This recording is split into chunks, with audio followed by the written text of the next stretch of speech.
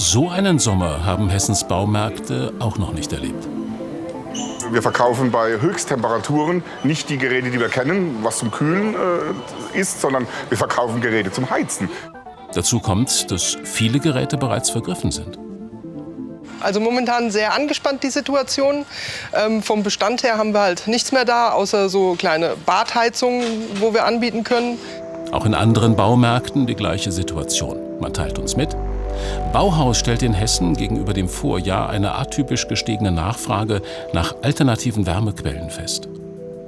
Und Obi schreibt: Seit Anfang April spüren wir eine deutlich höhere Nachfrage nach elektrischen Heizgeräten, aber auch nach Kaminen und fossilen Brennstoffen. Benny Cordero Perez ist Anlagentechniker. Er erklärt uns die Unterschiede bei den Heizgeräten. Der Standkonvektor funktioniert im Prinzip genauso wie die normale Heizung zu Hause auch. Die normale Heizung zu Hause ist wassergeführt. Hier haben wir das alles in elektronischer Weise. Es befinden sich in dem Konvektor Heizdrähte, die erhitzt werden. Und durch die Erhitzung gibt es eine Raumwärme.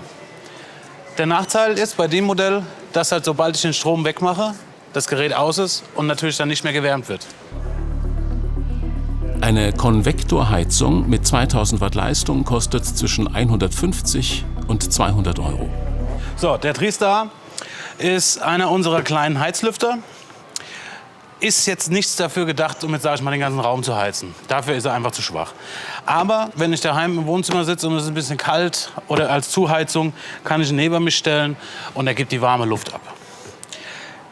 Aber für den ganzen Raum ist er dann leider doch zu klein. Allerdings dafür in der Anschaffung her mit knapp 10 Euro sehr gering. Es gibt auch größere Heizlüfter, die kosten zwischen 30 und 70 Euro, aber nicht hier. Mehr haben wir leider dann nicht mehr. In Karben das gleiche Bild. Es sind nur noch Frostschutzgeräte und Mini-Heizlüfter zu bekommen. Bestellt ist die Ware. Wir haben jetzt wieder neu bestellt, da unsere Bestellungen alle storniert wurden, die wir bisher getätigt haben. Und jetzt können wir aber sagen, wir kriegen die Ware. Die ist uns auch vom Lieferanten zugesagt worden. Und es wird Oktober, November, bis wir die dann vor Ort haben und dem Kunden anbieten können. Dieses Problem kennt man auch in Darmstadt. Alles, was irgendwie mit Nachschub zu tun hat, hat irgendein Bauteil, was im Moment schwierig zu besorgen ist. Also wir kämpfen hier an allen Fronten, um noch verkaufsfähig zu bleiben, aber ist schwierig. Momentan noch verfügbar dieser Ofen. Da haben wir einen Gasofen. Wurde früher hauptsächlich in Lagerhallen oder in Garagen genutzt. Aber heutzutage haben die alle eine Sauerstoffmangelsicherung. Das heißt, sobald zu wenig Sauerstoff im Raum ist, geht die Flamme aus, man erstickt nicht mehr. Und von daher sind sie auch für den Hausgebrauch in der Küche, im Wohnzimmer, wo man es möchte, einsetzbar. Sind leicht, sind auf Rollen, kann man überall mit hinnehmen. Funktionieren halt mit Gas, aber mit Flüssiggas. Und Flüssiggas ist noch nicht das Thema. Die Kosten für einen Gasofen liegen bei rund 100 Euro. Ohne Gas natürlich. Das gefragteste Produkt in diesem Sommer aber ist die Radiatorenheizung. Also die mobilen Radiatoren, die mit Öl oder die neuen mit Wachs gefüllt, sind leider schon seit bestimmt 3 Monaten ausverkauft. Denn die sind vergleichsweise sparsam. Der Vorteil bei dem Ölradiator ist dann halt auch, wenn ich den Stecker rausziehe, sodass ich keinen Stromverbrauch mehr habe, bleibt das Wachs oder Öl in dem Radiator heiß und wärmt natürlich auch im Nachhinein dann noch den Raum. Dadurch spare ich halt schon einiges an Energie. Ganze 3 Kaminöfen gibt es noch im Baumarkt in Karben. Und in Darmstadt ist die Lage nur geringfügig besser. Wir haben noch ein paar Kaminöfen da, aber leider ist da auch die Anzahl schon begrenzt. Das Gleiche gilt übrigens auch für die Brennstoffe. Da ist die Situation gleich. Also gerade mit Raummetern, Holz etc. ist momentan fast unmöglich, an was ranzukommen. Ein weiteres Problem sind natürlich die steigenden Preise. Dadurch, dass kaum noch was auf dem Markt zu bekommen ist an den Brennstoffen, haben wir echt das Problem, dass die Einkaufspreise sich für uns auch schon mehr wie verdoppelt haben. Es ist einfach so, wir bekommen die Ware auch nicht günstiger. Da will sich keiner irgendwie die Taschen voll machen. Eine wohlig warme Wohnung wird diesen Winter wohl ein teures Vergnügen. Ja, in den Baumärkten wird die Ware also langsam knapp. Im Internet haben unsere Stichproben gezeigt, gibt es noch etwas mehr Auswahl an Heizgeräten. Aber vielleicht hat Johannes Hoffmann, Energieberater aus Friedberg, jetzt noch ein paar andere Tipps für uns zum Sparen. Hallo, schönen guten Abend. Schönen guten Abend.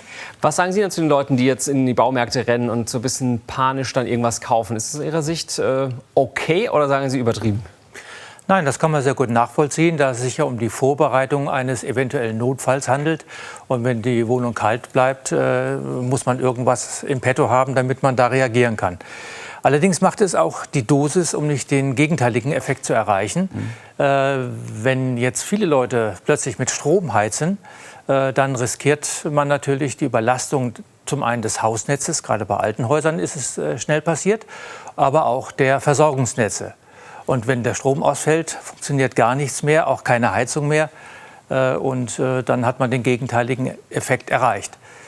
Wenn die Motivation sein sollte, Geld zu sparen, macht es natürlich wenig Sinn, einen teuren Energieträger wie Erdgas gegen einen noch teureren Energieträger wie Strom auszutauschen. Das ergibt sich ja schon fast von alleine. Ich wollte gerade sagen, das ist ja nicht umsonst, das Heizen mit Strom. Vielleicht können Sie mal so eine Rechnung aufstellen im Vergleich. Ja, überschlagen wir es mal kurz. Wenn Sie eine typische 20 Quadratmeter Raum haben in einem Mehrfamilienhaus, dann haben wir sogenannte spezifische Heizlasten von ungefähr 60 bis 100 Watt pro Quadratmeter. Mal der Raumgröße haben wir also ungefähr 1200 Watt im Minimum, die wir für den Raum brauchen, um das, was an Wärme den Raum verlässt, zu ersetzen. 1200 Watt pro Stunde, 1,2 kW pro Stunde, Kilowatt pro Stunde, bedeuten bei heutigen Strompreisen von 34 bis 40 Cent pro Kilowattstunde ungefähr 30 bis 40 Cent pro Stunde. Und das auf 10 Heizstunden am Tag bezogen, was sehr wenig ist, würde heißen so 4 bis 5 Euro. Auf eine Raum aber nur. Pro Raum. Und auf eine Heizsaison bezogen, ungefähr 220 Tage. Nicht jeder Tag ist gleich kalt. Sagen wir mal 750 Euro pro Raum und Jahr. Okay, also 4 Räume macht 3.000 Euro. Eine Menge Geld. Ordentlich. Im Vergleich dazu die Gasheizung? Wenn Sie das Gleiche mit einer Zentralgasheizung erledigen, dann landen Sie ungefähr bei heutigen Preisen von so 14 Cent pro Kilowattstunde bei der Hälfte. Okay. Wenn sich jemand doch trotzdem vielleicht auch nur für einen Raum sowas kaufen möchte, vielleicht können Sie mal ganz kurz die Unterschiede erklären. Wir haben gesehen, im Beitrag gab es jetzt Konvektorheizung, Radiator, Heizlüfter haben wir. Wo sind die Unterschiede? Also ich vergleiche es mal schlagwortartig. Radiator kommt ganz nah zu unseren Heizkörpern und ist etwas träge. Macht eine Strahlungswärme, die sehr behaglich empfunden wird und ist ansonsten wie ein Heizkörper. Relativ sicher im Gebrauch, also da kann man nicht viel verkehrt machen. Dagegen ein Konvektor, da wird ja Luft über Heizdrähte erhitzt und in den Raum geworfen. Der ist etwas schneller, macht den Raum schneller warm. Allerdings bringt er auch Staubverteilung mit sich. Und man darf keine brennbaren Gegenstände in allzu großer Nähe dort platzieren. Heizlüfter ist noch mal etwas kritischer zu sehen, weil dort ja ein Ventilator die heiße Luft nach außen wirft. Die können auch umfallen, wenn sie so klein, so 10-Euro-Dinger so klein sind. Dann brennt mal schneller was, wenn man nicht aufpasst. Und dann gibt es noch die Infrarotheizung, die, glaube ich, in dem Beitrag nicht vorkamen. Das sind so Panels, die machen Strahlungswärme. Die sind sehr gut geeignet für lokale Wärme, wenn ich eine Person warm machen möchte und sehr zeitbegrenzt das Ganze betreibe. Besser ist es ja dann doch, Energie einzusparen. Wie kann ich das als Mieter tun zu Hause? Vielleicht haben Sie da noch kurz ein paar Tipps. Ja, als Mieter sind die Möglichkeiten selbstverständlich begrenzt, im Gegensatz zu selbstnutzenden Eigentümern oder Vermietern. Was kann ich machen? Gluckernde Heizkörper entlüften bringt schon mal gleich Einsparung. Die Thermostatköpfe überprüfen, ob die alt sind. Notfalls nehme ich mir eine Beratung der Verbraucherzentrale ins Haus für 30 Euro. Wird Wärme und Strom untersucht auf Einsparpotenziale. Und wenn ich neue Thermostatköpfe mir hole, zum Beispiel solche elektronischen Regler, die regeln sehr genau, dann spare ich pro Grad Regelgenauigkeit 6% Energie ein. Also durchaus eine ganze Menge für die relativ geringe Investition. Dann sollte ich zusehen, dass die Heizkörper frei arbeiten können, damit ich keine Wärme verschenke. Das sind so die wichtigsten Tipps, ohne Einbuße von Komfort. Sehr schön. Dann kann ich die Raumtemperatur absenken, macht 6% pro